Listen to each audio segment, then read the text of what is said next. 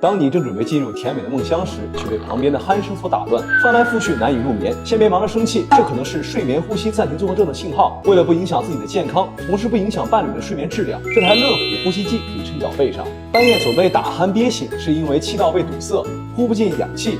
乐普呼吸机外接蓝牙血氧仪，可以实时监控，并且连续记录整晚呼吸和血氧情况。噪音控制也是一款呼吸机的考察重点，毕竟谁也不想在睡觉时身边有一个噪音来源，时刻干扰我们睡觉。